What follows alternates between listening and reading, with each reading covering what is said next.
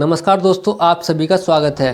दोस्तों, आज मैं आपको एक ऐसी कहानी के बारे में बताऊंगा जो एक सरकारी स्कूल में पढ़ने वाले बच्चे की सोच को बताती है कि वह कैसा सोच सकता है। दोस्तों, एक बच्चा सरकारी स्कूल में पढ़ता था। उसके पिताजी गरीब थे जो कि उसको प्राइवेट स्कूल में नहीं पढ़ा सकते थे।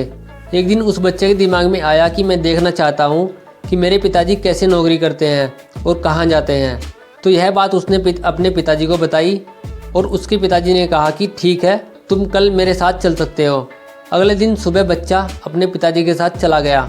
जैसे ही वहाँ पहुँचा तो कुछ देर बाद उसने देखा कि उसके पिताजी बड़ी बड़ी आलीशान गाड़ियों की सफाई करते हैं, यानी कि उसके पिता का काम महंगी महंगी गाड़ियों को साफ़ करना है।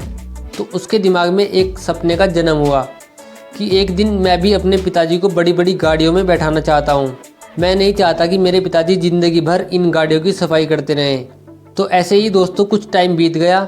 एक दिन उसकी मैडम ने अपने सपनों के बारे में निबंध लिखने को कहा, तो सभी बच्चों ने निबंध लिखे।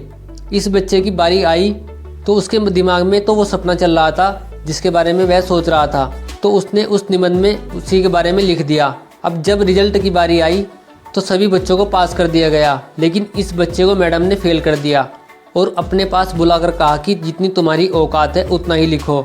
जो चीज़ तुम्हारे बस में नहीं है, जो चीज़ तुम नहीं कर सकते, उसे लिखने से क्या फ़ायदा होगा। तुम्हें इसके बारे में अगर जानकारी नहीं है तो मैं तुम्हें एक मौका और देती हूँ। आज रात को तुम निबंध फिर से लिखो और अगले दिन सुबह मुझे बताना। तो वह बच्चा रात भर सोचता रहा कि मेरी क्या गलती है, लेकिन अगले दिन सुबह उसने वही निबंध अपनी मैडम को फिर से दे दिया क्योंकि उसका दिल नहीं मान रहा था। आखिरकार मैडम ने उसको फिर से फेल कर दिया और कहा कि अपनी औकात से बाहर निकलने की कोशिश मत करो, जितनी चादर है उतने ही पैर फैलाओ। दोस्तों, वक्त बीत गया, साल गुजर गए, लेकिन वक्त पलट के जरूर आता है।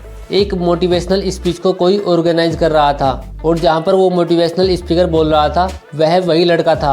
वह अपनी दास्तान सुना रहा था कि किस तरीके से एक सरकारी स्कूल की मैडम ने मुझे बड़े सपने देखने के लिए रोका था और मैं आज यह कर पाया जो आप सोच नहीं सकते। और यहाँ वह मैडम भी बैठी हुई थी जिनकी उम्र ढल चुकी थी। वह अपनी मैडम के पास जाता है और उनके चरण स्पर्श करता है कि मैडम, आपने मुझे कहा था कि जितनी औकात हो उतना ही सोचो। मैडम, मैं आपको बताना चाहता हूँ कि आप गलत थी और मैं सही था। सोच मेरी हमेशा बड़ी थी। तो कुएं के मेंढक जैसी सोच ना रखिए दोस्तों, समुद्र की मछली जैसी सोच हमें रखनी चाहिए। इस कहानी से हमें यही शिक्षा मिलती है कि हमेशा बड़ा सोचना चाहिए। जो हम सोच सकते हैं वह हम कर सकते हैं, इसमें कोई दो राय नहीं है।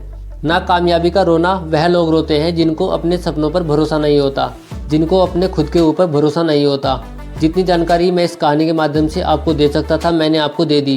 दोस्तों, मैं आशा करता हूँ कि यह कहानी आपको अच्छी लगी होगी और आपको इस कहानी से बहुत मोटिवेशन मिला होगा। दोस्तों, अगर आपको ये कहानी अच्छी लगी हो तो इस वीडियो को लाइक कीजिए, शेयर कीजिए और हमारे चैनल को सब्सक्राइब कीजिए।